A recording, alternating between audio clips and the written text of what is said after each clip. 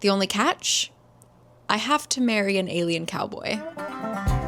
He's teaching 4-year-olds how to ride little ponies, one of which is named Cheerio. Cowgirl romance, my bad, guys. Hi, how are you? It's been a really long time since I've sat down and filmed anything. Why do I feel like I start every video? That doesn't make sense if I film every week. Anyway, it actually has been a long time. I was in the US for a bit. If you're interested, I will link my vlog channel down below. If any of you guys are My Chemical Romance fans, I absolutely went to 2 shows, but I can't talk about it because I'll keep you here forever talking about MCR. So I'm slightly jet lagged. I got home 2 days ago and I need to get back in the rhythm. I do, okay, hold on. Now in my hands, I do have more than 2 photos. Yes, it is time. I have the script written. I have the photos. There's so much dust. Printed out. They will be going up there. My wall will be covered with the Mortal Instruments stuff because part 4 is my next big project. But before I dive right into that, I wanted to just kind of get back into reading. I honestly haven't, because I was with my family and my friends and I was busy, I feel like I haven't read in like 2 weeks. So here I am to prove once again that I can, in fact, read. My friend and I, when I was in San Diego, we went to this bookstore called Meet Cute. It is a romance-only bookstore. While we were there browsing the shelves, I couldn't help but notice how many cowboy romances there were. And I feel like that is one subgenre, shall we call it, of the romance genre that I haven't delved into. I love a historical romance. Obviously, I'm into a lot of romantasy, etc. But the cowboys, there were so many like taglines that killed me. There was one that was like, "What happens on the ranch can last a lifetime," or something. There were just so many. Specifically, I'm not going to read it in this video, but there is a Cowboys of California series. They're all like fairy tale retellings if they were contemporary cowboy romance. All right, intrigued to say the least. But because this is my first toe dip in cowboy romances, I have decided to go about it in a more structured way. But before I explain the method to my madness, I want to give a shout out to the sponsor of this video, which is Squarespace, that also kind of helps keep me in my lane when I'm trying to do my work. Squarespace is a wonderful place to host an online presence. As you know, I use it as a personal blog, but they have so many different features, including monetization, comment sections, linking your social media accounts, etc. You can do pretty much anything you want with it, whether you want it to be a blog, a shop, a community space, a portfolio, etc. Free, easy to use templates. Click, click, click. You have a professional website ready to go. So you can head to squarespace.com right now and actually just play around with it and see what you can make with it. And then when you're ready to launch, you can go to squarespace.com/caricanread to get 10% off of your first website or domain. Thank you so much for always supporting this channel. It's great. Okay. If you need a personal website just to like send people there, thank you so much to Squarespace. And now to dive in. So here's what I'm thinking we're going to do. As we know, because this is my first rodeo. See what I did there? I tend to start with a video idea and then the books just have a mind of their own and I end up scrapping the plan.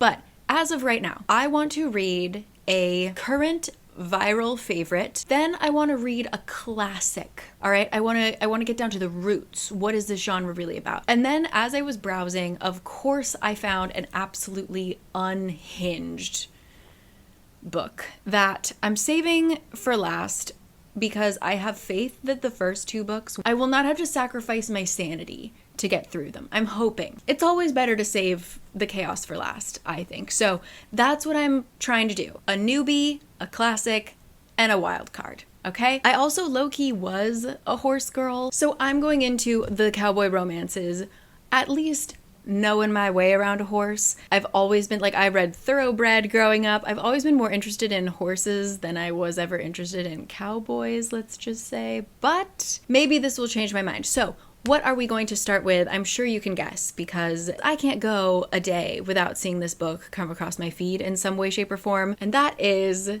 the Rebel Blue Ranch series. My friends are obsessed. I have friends that are so deeply obsessed with this series. I want to know. So we're going to read the first of this series called Done and Dusted. This is by Lila Sage. Came out June of 2023. It has almost 300,000 ratings, and it is sitting at a 3.81, which I feel like is a safe number. We've talked about this before. I don't when a Goodreads book has a 4 point something, sketchy to me. 3.5 and less, also I'm like, ooh, I'm not so sure. 3.8 is I feel like a safe zone. Okay, here we go. She's off limits, but he's never been good at following the rules. For the first time in her life, Clementine, Emmy Ryder, has no idea what she's doing. She's accomplished everything on her to-do list. She left her small hometown of Meadowlark, Wyoming. She went to college, made a career for herself by doing her favorite thing, riding horses. But after an accident makes it impossible for her to get back in the saddle, she has no choice but to return to the hometown she always wanted to escape. Luke Brooks is Meadowlark's most notorious bad boy, bar owner, and bachelor. What a trifecta. He's also... Okay. Wow, my mind just moved way too fast for that sentence. Okay. He's also the unofficial member of the Ryder family. So I thought he was going to be in a boy band. I saw unofficial fifth member and I thought cowboy boy band. And then I read Ryder family and I'm like, brother romance? Okay, let's... As Emmy's older brother's best friend, Luke spent most of his childhood antagonizing her. But when she walks into his bar and back into his life, he can't take his eyes off her. Despite his better judgment, he wants to do a whole lot more than just look at her. Emmy's got too much on her mind to think about romance. That's my kind of girl. And Luke knows he should stay away from his best friend's younger sister. But what if Luke is just what Emmy needs to get her spark back? Or will they both go up in flames? Oh, okay. Yeah, so, all right. Already got it loaded on. We shall begin. Let me read to you. All right, 355 pages. I believe it's now finished, but don't quote me on that. I believe there are 4 books in the Rebel Blue Ranch series. Oh my god, I'll show a clip here, but Emmy's little cowgirl boot thingy on her chapter heading is exactly what mine looks like. All right, anyway, I'll just read you the first page. This is embarrassing. I haven't done this in a long time. This is why I needed to do this before I read The Mortal Instruments, which is much more cringe, I feel. Clementine Ryder, I swear to God, if you're gonna mope all night, I'm taking you back home, Teddy said. I'm not moping, I protested, even though I was definitely moping. Being home had that effect on me. So did Teddy's usage of my full name. Seriously, who names their only daughter after a fruit? I believe our boy Luke's bar is called the Devil's Boot. All right, off to a great start. I'm gonna go get coffee, like I said, and why did my mic stop working? Why did my mic stop working? Okay. See, this is great. This is why I'm doing this before I dive into my 4-hour video that's gonna take up my entire life. Let's go. Let's get this going. Done and dusted. We're only on page 2, but I feel like tonight I'm going to be watching Sweet Home Alabama. Okay, we're only 6 pages in, but I want to give this a compliment already because I feel like especially contemporary romances nowadays, we're seeing a lot of books written in first person. And when you're writing a book in first person, it can be quite difficult to avoid being a little bit too telly instead of showy. By the nature of it being first person, your characters are telling the story directly to the audience, right? And I just read a book that was very, very telly, especially in its kind of world building or introduction of the side characters and things like that. But this one doesn't do it. So the author is introducing us to Teddy Anderson, our best friend. It has that perfect balance of telling and showing. So understanding how close they are, Teddy made the 8-hour drive to Denver at least 4 times a year. So AKA, she's a good friend that puts in the work. And then she says, I was lucky to have a friend like her, the type of friend most people could only dream about. So that's borderline telly, right? Being like, this is a great fucking friend. but she backs it up with showing us all of these examples. For example, when I showed up in her driveway earlier today, she didn't even bat an eye. She didn't ask about the apartment, the boyfriend, the career I left behind. She just fed me cheese and Diet Coke and let me sulk on her couch for a few hours. Then she clapped her hands together, her signal that we were moving on, and told me to go find something in her closet to wear because we were going out. In that way, like, we understand their dynamic. We kind of understand quite a bit of Teddy as well. She kind of doesn't pry. She gets it, but she's also a borderline tough love, okay? She's not gonna let you wimp out and just put life on pause and keep watching Sweet Home Alabama. That just immediately popped out to me because I, again, have been traveling, so that's when I read my romances, and that is that is something that's been kind of working me lately. So this is page 6, a good sign. Also, she's talking about how, you know, she's coming home. Our character Emmy worked so hard to leave her hometown, and now that she's back, she's kind of freaking out. And that hits me extra hard because that's, you know, my husband and I are talking about moving back to the States within the next few years, like a lot more seriously than we've ever talked about it. And that is such a fear that I have of like returning to home, even though I'm not going to end up in my exact hometown. She immediately feels normal. She was like, everything is familiar and it feels okay. And I was like, I almost started tearing up a little bit. I was like, oh, it is going to be okay. It is going to be okay. Anyway, we continue. Okay, I'm into this so far. So basically, she shows up at the bar. She's feeling good. She's feeling comfortable. She's seeing people that she knows. It's fine. The band is playing in the background. The floor is sticky. And then she gets cut off mid-conversation because the band stops playing and immediately starts playing a different song on the steel guitar. My Darling Clementine. Like, oh my darling, you know that song? And she says, there were only 2 people who thought it was funny to torture me with that song every time I came into a room. One of them was my older brother Gus, and I knew he wasn't currently even within the Wyoming state lines. That could only mean one thing. He was here. I angrily scanned the bar looking for him. That fucker. What an introduction. What an introduction. I tripped over my boots and ran into something hard. A chest. A man's chest. The man's chest. I look up at its owner, who had a shit-eating smirk on his face. It was him. Luke Brooks. Well, I can absolutely guess who the next couple will be in book 2 of this series. Teddy and Gus. You're telling me this man has the most beautiful name of August, and he goes by Gus. Someone help this man.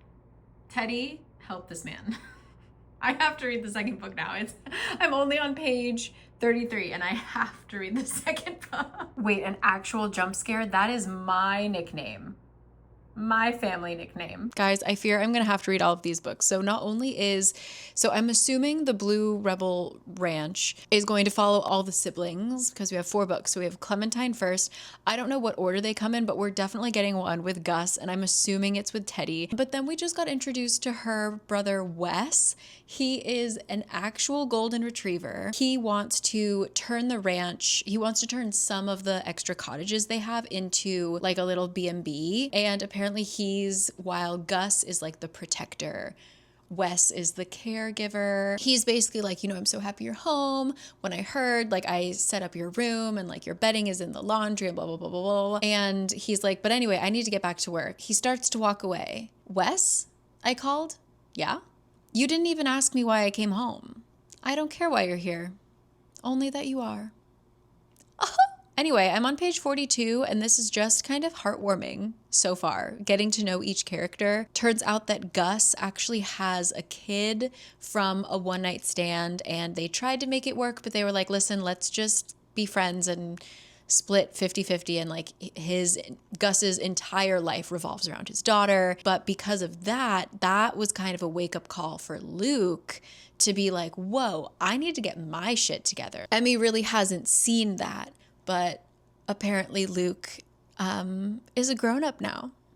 So, Guys, Luke is the riding instructor for the 4-year-olds. He's teaching 4-year-olds how to ride little ponies, one of which is named Cheerio.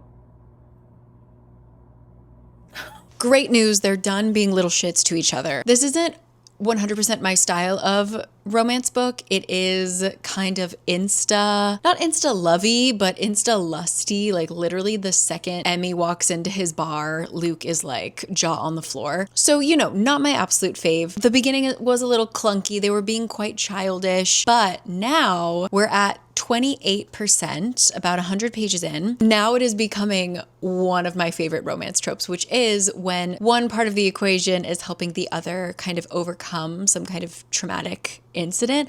And so Emmy's whole backstory is that she was working with a new horse, she got thrown, and now she like literally cannot get back up on that horse. She has panic attacks when she's around horses. She can't look at blood, like any kind of injury really rattles her and stuff like that. And Luke witnesses one of these panic attacks. She's just trying to groom her horse, and he ends up helping her through it.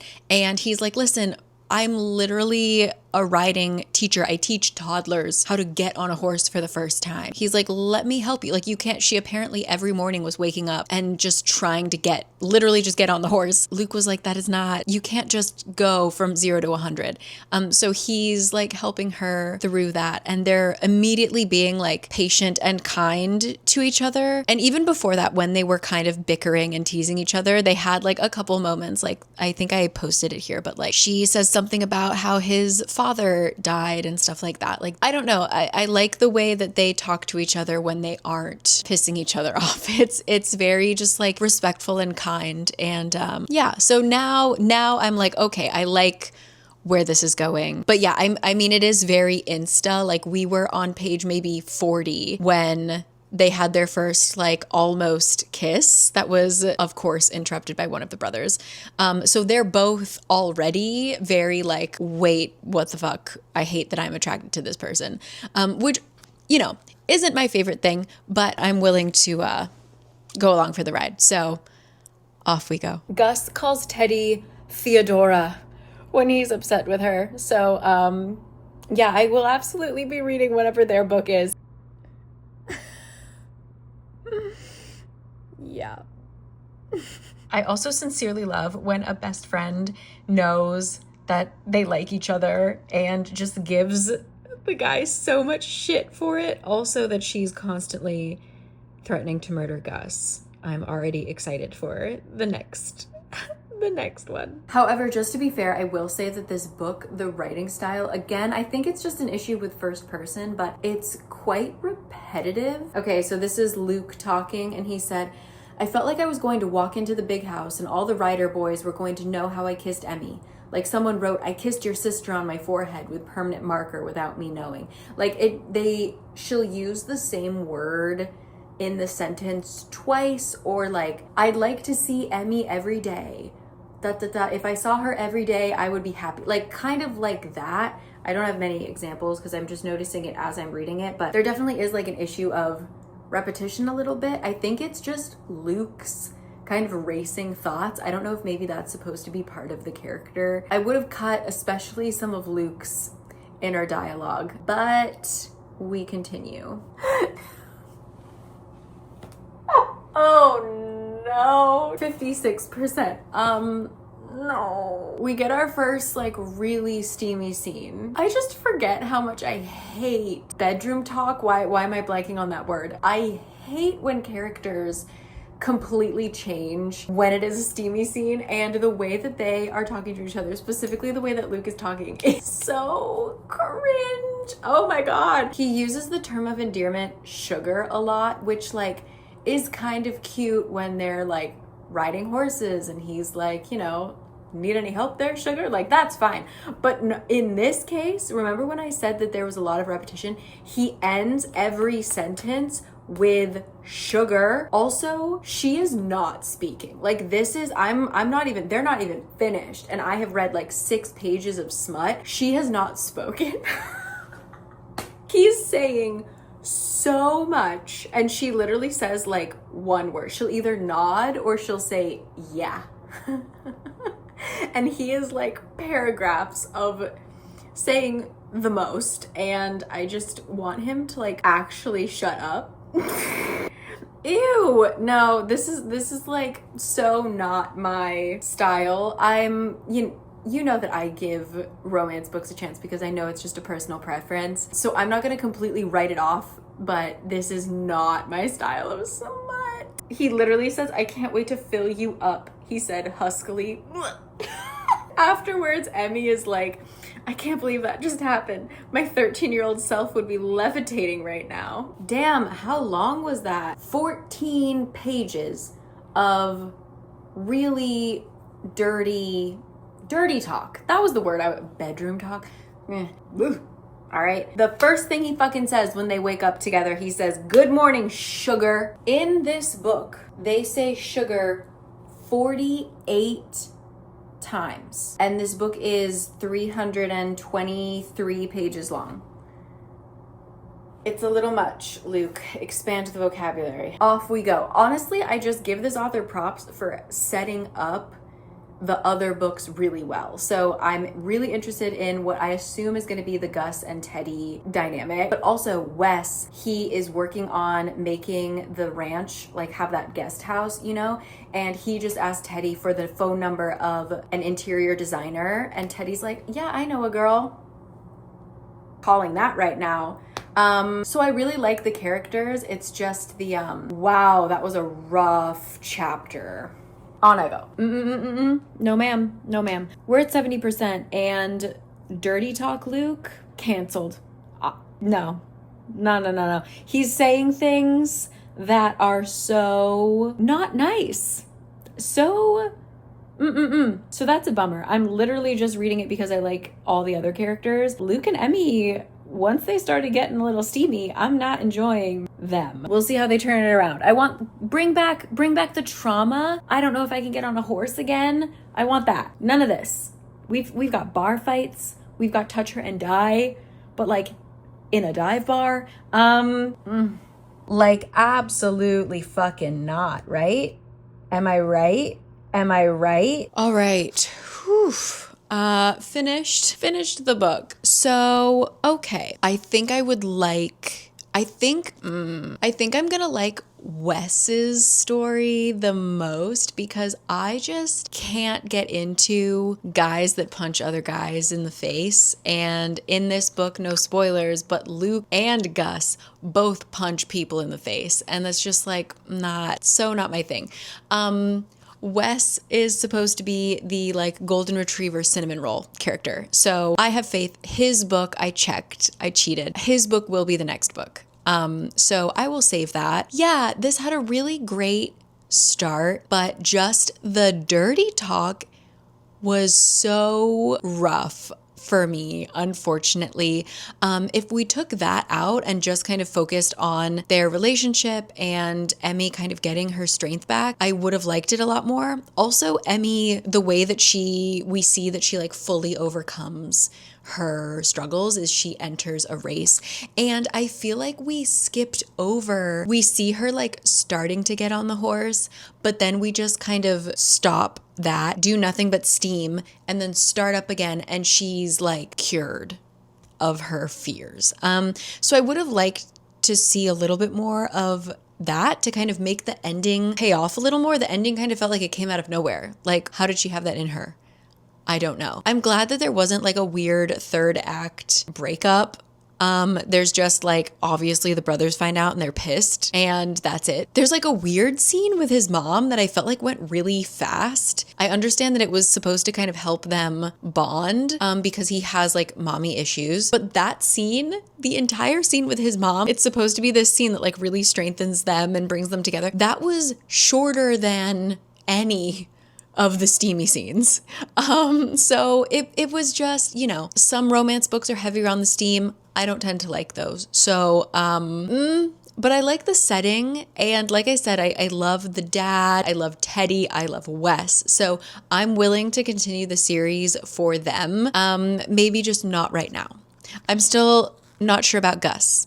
I love his daughter and I love his Teddy, who's obviously going to be the love of his life. So I love all the women in his life, but Gus needs some work, in my opinion. I'm going to stop the video here. We're going to start up again tomorrow with a new book. We're going to head into the classic. It is a historical romance by one of the romance greats. So I'm really excited. I've never read anything by this author before. So I'll catch you later. And I think I'm gonna watch Sweet Home Alabama tonight. It was mentioned so many times and I don't think I've watched it in like 20 years. So Reese Witherspoon into house. I will catch you guys tomorrow. Bye. And we're back. Hello. A new day. I did in fact watch Sweet Home Alabama. How can I help you? Well, for starters, you can get your stubborn ass down here and give me a divorce. But anyway, on to our next read. This is where we are entering what I would call the classic section. So when I was at Meet Cute, as I mentioned, I first went to the staff recommendation shelf and I saw this book that had a beautiful cover, and the little post-it note that had the staff's notes on it said something, something, something. And then in all caps, it said pirates. But in my brain, for some reason, I read it as Pilates, and I was so intrigued. Later, looking at the cover now, I'm like, obviously it was pirates. But anyway, this was by the author Beverly Jenkins. Prolific. She writes so much within the romance genre. Like I said, she obviously has books about pirates, cowboys, but she, I believe, tends to lean towards a more historical style of romance. And when I was looking for cowboy romances, a book that kept coming up is the book we're going to be reading next, which is Wild Rain. I will read to you what it's about. This is by, like I said, Beverly Jenkins. This is the second book in a series. This one is called Women Who Dare, but I don't believe the characters interact with each other throughout I think it's more of a theme rather than a series. This came out in 2021. This has 3,110 ratings. It's sitting at a 4.14, which I told you I'm a little nervous. About, okay? I don't like to see 4 stars on Goodreads. Anyway, let me tell you what this is about. Short and sweet summary, might I add. I'd love to see it. Beverly, thank you. This is the second novel in USA Today bestselling author Beverly Jenkins' compelling new Women Who Dare series. We are following a female rancher, cowgirl, female rancher in Wyoming after the Civil War. So here's what it's about. A reporter has come to Wyoming to do a story on doctors for his black newspaper back east. He thinks Colton Lee will be an interesting subject. Until he meets Colton's sister, Spring. She runs her own ranch, wears denim pants instead of dresses, and is the most fascinating woman he's ever met. But Spring, who has overcome a scandalous past, isn't looking for, nor does she want, love. As their attraction grows, will their differences come between them or unite them for an everlasting love? What does this say? Shondaland says, if you haven't yet gotten your hands on this author's work, you should do so immediately. I'm excited. I didn't think we were going to have a cowgirl romance. Okay. Let me read you the first page or paragraph or whatever if my book wakes up. Okay. Spring Lee held tightly onto the reins of her wagon and cursed the blinding blizzard she was driving through. With her hat pulled low, muffler wound up to her eyes, and wearing the thick, oversized buffalo coat given to her by her cankerous grandfather Ben, she was dressed for the brutal weather. It was early afternoon, and having spent the past 15 hours helping a friend with a difficult foaling, she was exhausted and wanted nothing more than to get home, take a hot bath, and sleep. Instead, she and her mare Lady were as snow-covered as the surroundings and could barely see the road. It was mid-April. By all rights, winter should be on the wane, but the seasons in Wyoming territory moved by a calendar all their own. Scanning the rest of the page, it looks like she runs into a horse that she doesn't recognize because she knows everybody in the area. Why is there a stranger in Wyoming territory? Who could it be? Anyway, I'm excited. I'm also excited to read a book that isn't in first person. So, anyway, I'm going to shuffle around. I'm doing laundry. I've got some pitter-pattering I need to do about the house, but let's dive in. Cowgirl romance. My bad, guys. This is a wonderful turn of events. In we go to Wild Rain.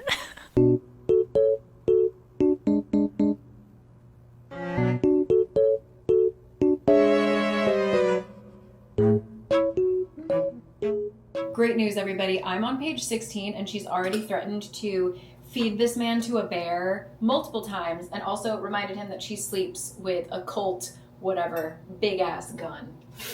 I'm always a sucker for a role reversal romance. And so in this case, she is immediately rescuing the damsel in distress, which is this man. He injured his leg, so she's giving him tea, but also being like, if you leave your room without my permission, I'm gonna kill you kind of thing. Really enjoying it so far. The ambiance is great. It's like this winter storm. They're in a cabin. I mentioned this, I think, in a TikTok a while back, but I really love this. I think we called it, what is it? Domestic realism or something like that, where a lot of the writing is just detailing like all these small tasks that a character has to do. So like there's a whole scene where he's like heating up the stew, pouring it into bowls, carrying it to the table. Like all of those really mundane details just complete the picture. I feel so cozy and warm. Anyway, yeah, gonna make tea, keep reading, laundry's done. So far, so great, actually. Oh, I like him. I like him. Okay, it's time to check in, but I have no notes. I'm at 24%. I'm on page 68. Just so far, so good. They've actually had a lot of conversations, and I feel like this is something that I complain about a little bit. Like, that's one of my pet peeves with romances is if the characters, if we don't actually see them bonding and having conversations, that really annoys me. When we're just kind of told like, oh yeah, they spent a few weeks together and had great conversations and really have great chemistry. Like, no. I want, like, the banter is my favorite part of the romance genre. So this has been pretty much nothing but banter, specifically because our man Garrett, who is a journalist by night, but also he reads for lawyers, but also he's a carpenter. He is a good journalist and he just asks a lot of questions and it drives Spring insane. But so their relationship so far has just been like they've been literally snowed in for a couple days and he's just like, so trying to get any information out of her. So it's just been really cute so far. One thing I liked is that now they have finally, the snow has melted, so they're able to like go into town and they're meeting some of the townsfolk. And one of the women, he's like trying to get her to understand that like chivalry, he's not trying to like coddle her because she's a weak, delicate woman. He's like, no, I'm respecting you. Like, I'm just doing this as a sign that like, you know, I hold you to a high esteem, right? And she doesn't like that. So they got interrupted in the midst of a fight over whether or not he could hold the door for her. And the woman was like, oh, you know, good luck courting Spring. And so now he's like, have I given everyone the wrong impression? Like, I really like this girl, but also, you know, I'm gonna leave in a couple days. I wasn't thinking that I was courting her. And then he goes down, he just spirals and he's like, but what if I courted her?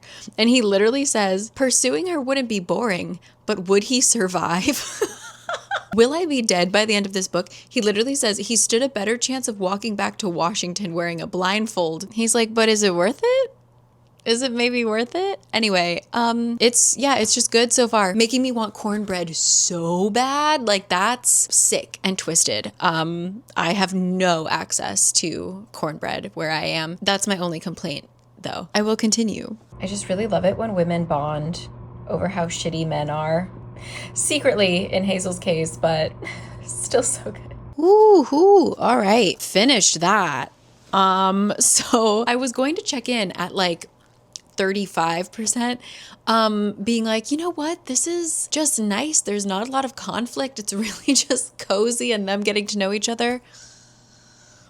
Wow. From then on, there wasn't a point where I could like put down the book and check in. I just needed to finish it. So, wow, this was truly a historical romance. I learned so much, and then I was also like reminded of things. I think that for me, there's so much of like my American history classes in high school that I just don't remember, or you like know, especially like Supreme Court cases. I feel like I recognize the names because you hear them so often, but I don't remember which court case it exactly is.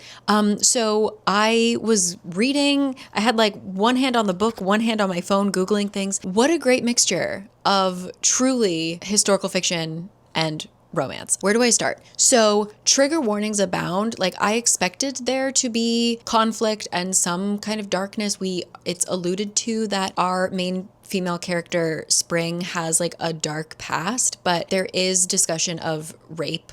And it's kind of brought up, it's throughout the whole book. It's brought up. So it got pretty heavy pretty fast. But so much of this book was just the two main characters and honestly kind of the whole town, but it was just people caring for each other. I loved that the male character was pretty much always the damsel in distress. He was just being taught life lessons by Spring the entire book, but he was also so open to learning and changing the way that he thinks and things like that. It was just like a really healthy, respectful book. I don't know how else to describe it. Like it was just nice to read, even though again, like so much dark shit is discussed. I don't want to spoil anything. I don't want to say too much, but yeah, if you're interested, it almost had this like thriller element to it. There was constantly this backdrop of like gorgeous setting as well. Like you would have this really traumatic scene and then there would just be like these stunning views of the Wyoming mountains and things like that.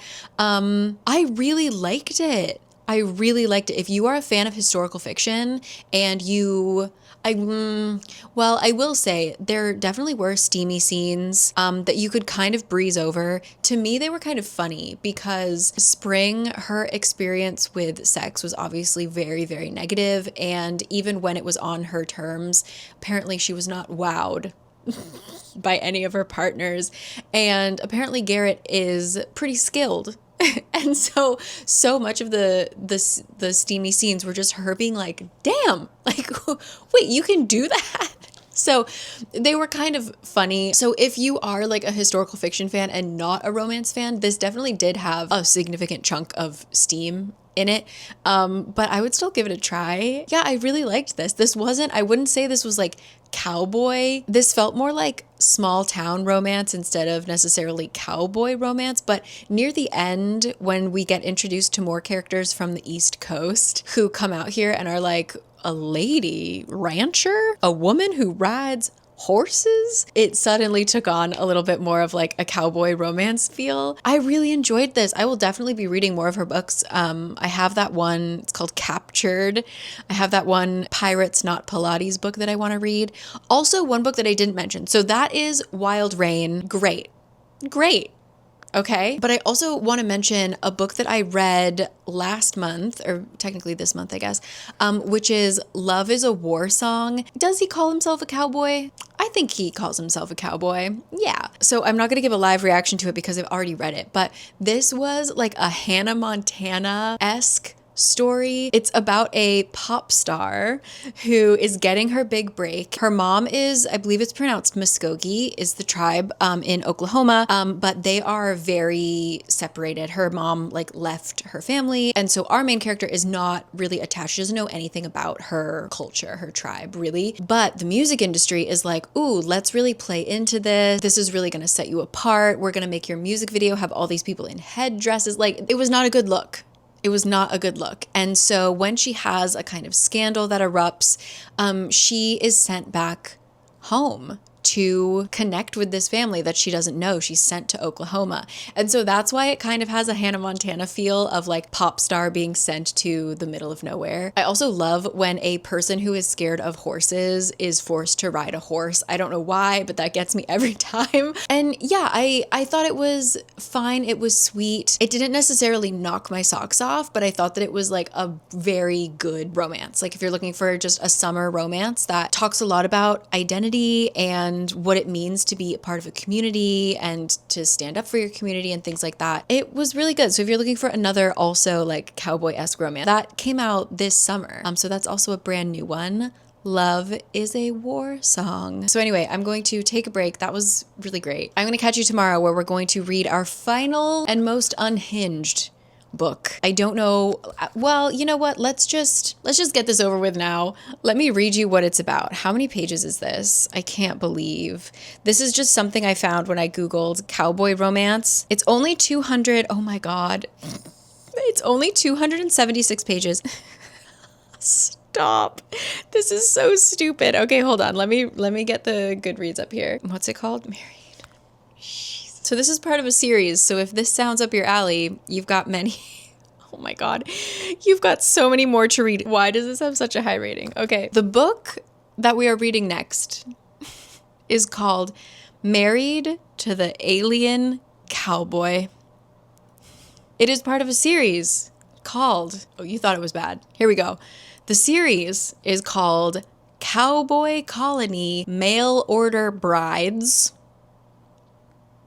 It has over 7,000 ratings, 7,114, and it's sitting at a 4.13. It came out in 2024. One of the reviews is a 5-star review that just in all caps says, if he's not an alien cowboy, I don't want him. People are saying, oh my God, this was the most adorable thing ever. Cute Ice Planet barbarian vibes plus Wild West mail order bride.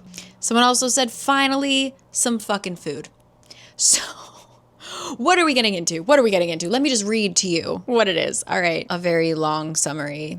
Beverly, can't give you enough props for being able to sum up your book in 2 short paragraphs because we got a novel to read.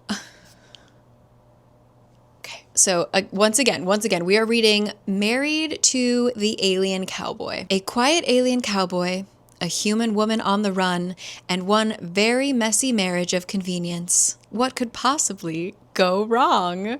In debt. What am I reading? Is this like a mafia romance? Okay. In debt and on the run from a crime lord whose nose I may or may not have broken, I take the first ticket off-world that comes my way. It's an all-expenses-paid, one-way trip to an isolated ranching outpost. The only catch? I have to marry an alien cowboy. My plan is simple enough. Shack up with my groom Sylar and convince him to keep me during the first month of our marriage. As long as he doesn't decide to send me packing after the 30-day trial period, I'll be safe. Oh, Jesus. But maybe my plan isn't so great after all, you think? Sylar talks more to his animals than he does to me. He seems perplexed by every wifely duty I try to perform for him and goes to offensively great lengths to avoid touching me. Stop! Other than his eyes glowing bright white every time he looks at me, I have no idea what's going on in my new husband's head. Meanwhile, he shows me in subtle, wordless ways just how good a man he can be when he thinks no one's watching. Yup, my plan officially sucks because now it's not just my life at risk if Sylar sends me away after 30 days. It's my stupid human heart. In italics at the end it says, welcome to the cowboy colony planet where men outnumber women 10 to 1 and cattle outnumber them all. Guys, should I have just made let's see. What are the other ones in this series? Oh my God, there's so many. Stop. There's so many. All right. Let me read you the names of the rest of the series. So we're reading Married to the Alien Cowboy. We also have Wrangled by the Alien Rancher, Resisting the Alien Rider, Wanted by the Alien Warden, Married to the Alien Mountain Man, and Rescued by the Alien Bull Rider. Stop. Rescued by the Alien Bull Rider is about a grumpy alien cowboy, a pregnant human woman, and the power of finding family in the most unexpected places. Okay. Oh my God. The male character's name is Zohro. He's beautiful and pink, the color of all my favorite things. Oh no. Okay. I can't. Save that for another day. We can read that series another day. I'm going to log off now. We're going to read that either a little bit later, maybe after dinner. I think I need a mental break though. So I might see you tomorrow. Either way, what a switch from Beverly to Ursa, lady ranchers of the 1800s to alien cowboys. Never a dull day. See you then. Okay, team, it's a new day. I'm ready. As ready as I'll ever be. This seems like it's going to be dual POV. It is in first person. And our first POV is Sylar. Sylar? And I will read you the first page, shall we? I've only read the first line. They want to send us women. The warden's words fell over the room like a thunderclap. The astounded silence that followed was not broken by words, but by the sound of 4 adult Zabrian males leaning suddenly forward in their chairs, making the old wood creak beneath us. My chair creaked, perhaps loudest of all. The sound seemed to embolden Zorro. Oh, he's the pink guy. The sound seemed to embolden Zorro on my right. He pulled off his weathered, wide-brimmed hat and aimed it at the Warden 10 like a weapon, his eyes gone bright white with what could have been keen curiosity, but, knowing him, was probably rage. Wait. What? So the aliens on this planet, Zabrian, which is their race, Zabrian criminals, all of our boys, all right, all our cowboys, are the first generation of underage Zabrian criminals dumped on this Empire-forsaken planet, too young to be sent to the Zabrian mines, too irredeemable in the eyes of the Empire to remain on Zabria. So this is like intergalactic Australia? And so everybody's like, huh? They've only ever sent boys before. And the warden is like, no, these women aren't convicted of anything. They're not coming here via the same program you did. Sylar is like, well, then why the fuck are they coming? Fallon, Garrick, and Zorro's heads all swiveled to me. Somewhat startled, I realized it was I who had spoken. Apparently, he's known as Silent Sylar because he doesn't talk. And everyone's like, okay, so we just need to bring up women. That's how we get him to talk. Noted. But yeah, why the fuck are they coming here? They're being sent as brides for you. Brides? Zorro and Fallon said the word at the exact same moment. Zorro with incredulous disdain. Fallon breathing it with something close to wonder. Yeah, so now they're adults. They've served a lot of time. It would be, quote, unnecessarily cruel to deprive you of female companionship into the remainder of your adult years. Also, Sylar has a tail. His tail twitched. And Zorro immediately is like, no. They're not doing this to be nice. They're doing it to quell any kind of rebellion. I see what you're doing. All right. We love a guy who thinks critically on his feet. Yes, Zorro says they are dangling these women in front of us instead of the lives we should have had. Okay. I'm gonna keep reading, but you know what? Damn. You know what? Let's go. I'm on page 3. The youngest guy is like, listen, even if other people don't want the wives, I'll take them. Like, I've got space in my house. And he's like, you've got space inside your skull is what you've got. Our girl's name is Cherry. Okay, no, why is this actually kind of cute?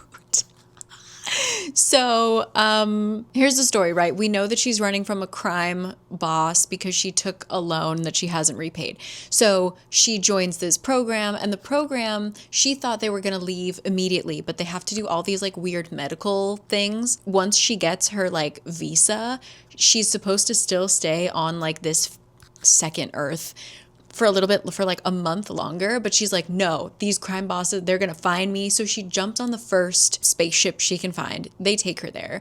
So she's arriving early. Sylar's reaction when he gets the phone call to like come pick her up is like, oh no, I was planning on building her own house and I didn't even build her own bed yet. She's not gonna want me. Like, oh my God, he was like ready to go all in and like prepare for her. So that's cute. And then he shows up and I guess he's like dirty. So the warden is like, ew, boy, like you're about to get married. Show some respect. Go clean up or whatever. So he like is giving his horse a bath and then he like gives himself a little shower with the hose, and Cherry watches, which is super cringe because did we have 2 paragraphs telling us what his downstairs looks like? Yes. Lots of interesting colors and shapes. Yeah, but he turns around and sees her like being a peeping Tom, and he like runs off. In her mind, she's thinking, oh my God, I'm such a creep, he's not going to want to marry me. So she goes to the warden and is like, I'll marry anybody else, anybody who can take me, I'll marry him, you know? In the meantime, Sylar is running like around the back of the house to get to her because he didn't think Peeping Tom. He thought, oh my God, that's the most beautiful woman I've ever seen. And he was like, all I wanted to do was be next to her, but I couldn't fit through the window. So I ran to like meet her, you know? So as he's running around the house, he hears his future wife be like, I'll marry anyone else. So now he's like, oh my God, she doesn't want me.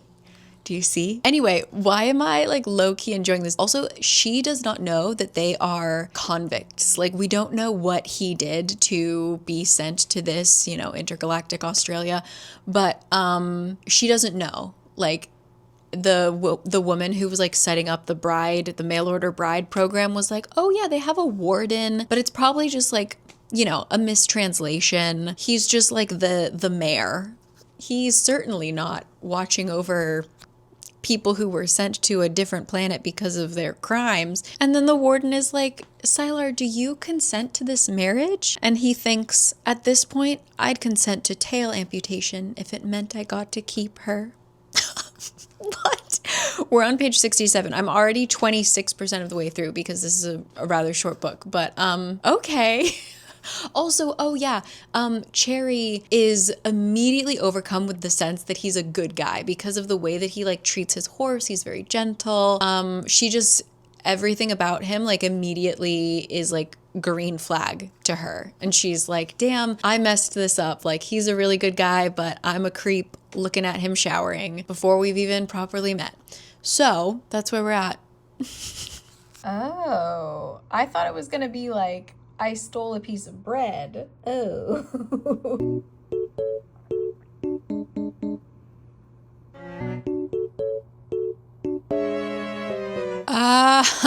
Well, how do I toe this line?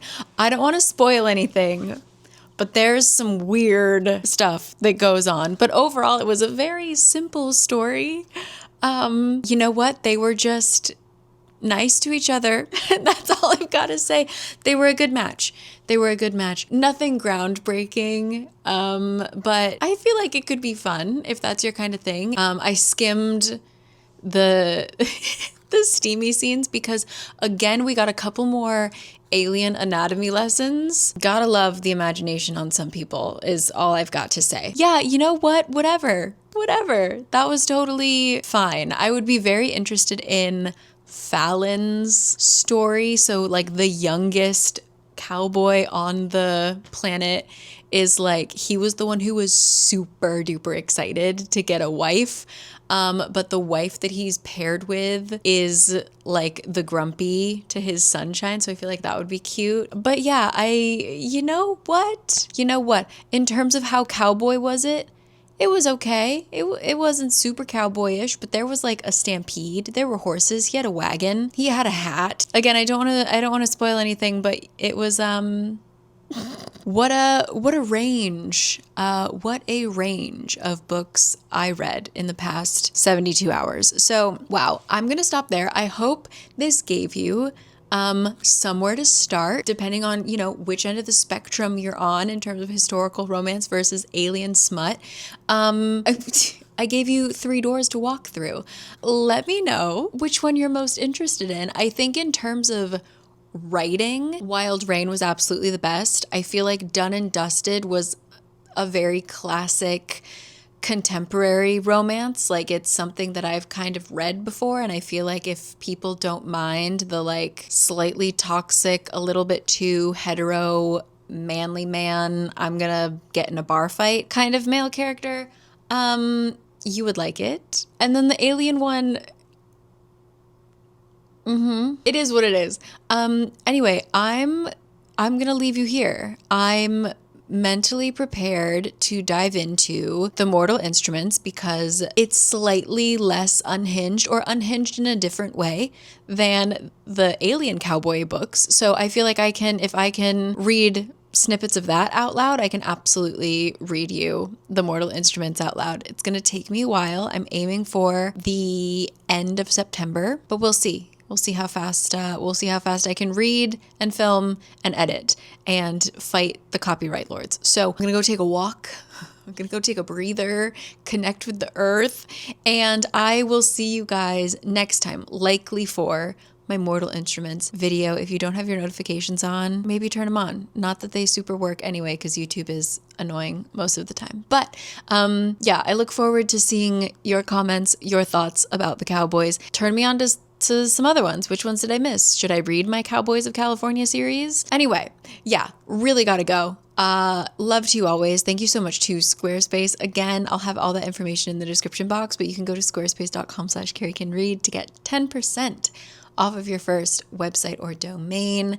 Thank you for supporting this channel and all the weird reading that I do. So yes, catch you later. Jace, Simon, Clary, and a whole new cast of characters, by the way. I forgot how absolutely bonkers the final book of that series is. God, what a can of worms that is.